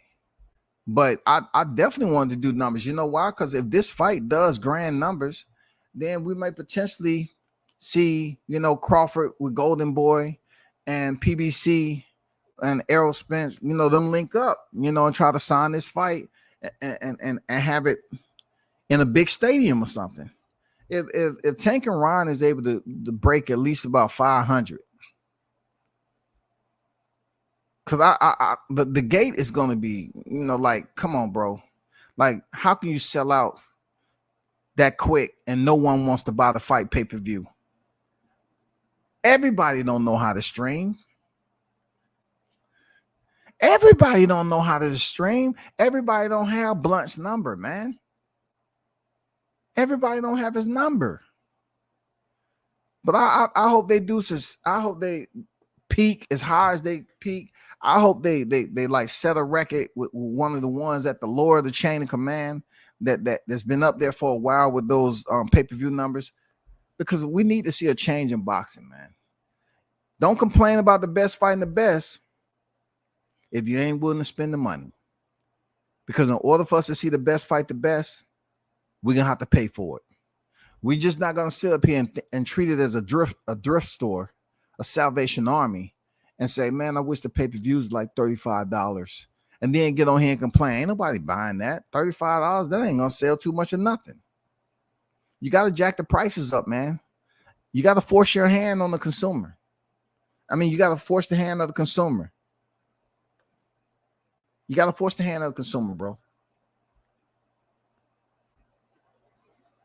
Will this bring in casual fans? Absolutely, this fight is going to bring in casual fans, man. Look, Ryan Garcia is not that old, man. What is he, 24 years old now? Tank is 28. You're going to bring in casual fans, man. You're definitely going to bring in casual fans. These casual fans may not be in the arena, but I'm pretty sure with the fight parties and everybody getting together, I'm telling you, it's going to be crazy, dog. It's going to be crazy.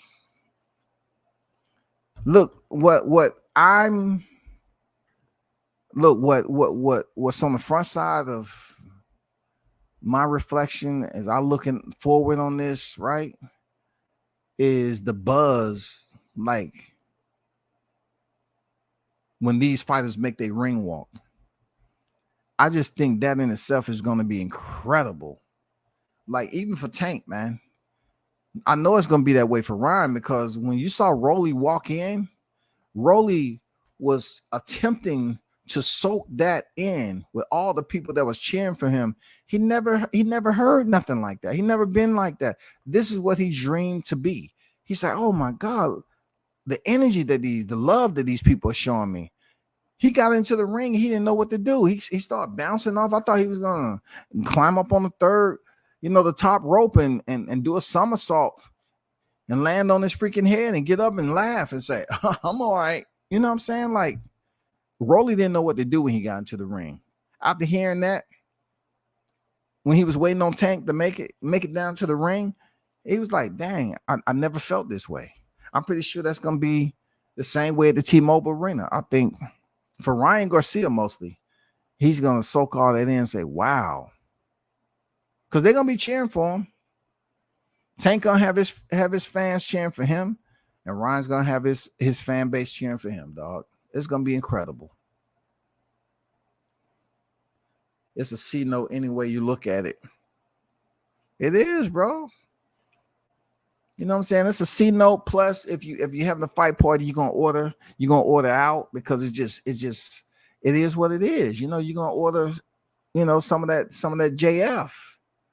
You know what I'm saying? That junk food. You're gonna order some of that pizza, some wings. You're gonna get something from the local, hibachi shop up the street. You know what I'm saying? It's gonna be Uber Eats all day. Got Uber Eats, DoorDash. I'm telling you, bro, that's weed money for a week. I ain't know it was like that for a week. I ain't know it was like that. Blunt say 600K. Yeah, Mac, man, I'm blind to it, bro. I got my link from Bruce. That MF ain't failed me yet. Hey, man, I ain't mad, man. You know what I'm saying? I buy $35 pay-per-views every week.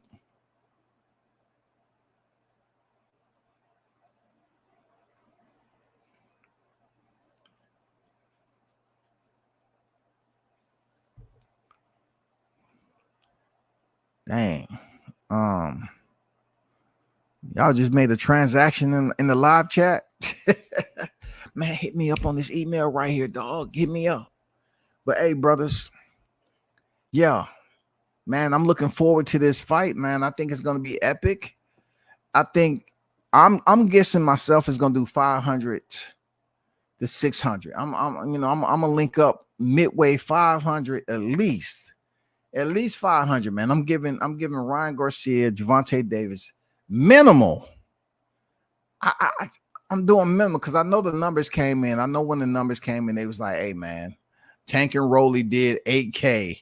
All the dang stuff that was coming. Hey, they did 8K, maybe 8.1K. You know what I'm saying? It was just crazy, dog. The numbers, they said the numbers coming in so low. But these are two different fighters. Like Ryan Garcia is a part of the dance crew now. So, man, it's coming up next month. It's gonna be here quick in a hurry, y'all. Quick in a hurry, bro. That's all I'm saying. Quick in a hurry. I think it's gonna do a minimum of 500K. I got friends that don't know nothing about boxing. They trying to bet money on Tank. Hey, man. But for $84.99, I'll take 720p and buffering. Hey, man, it's gonna be epic. Big shout out to everyone who pulled up in the building for the super chat, my brother, for the $2 super chat in the building, man. Once again, supporting the channel. And on your way out, if you choose to donate to the Cash App, that is up there, WC Sports. Okay. If you chose to come into the building, please hit the like button on your way out. It's 22 likes, man. You know what I'm saying? I know it's more people done seen this live today, but we should do it again. Turn up and tune in to World Combat Sports. I'm out.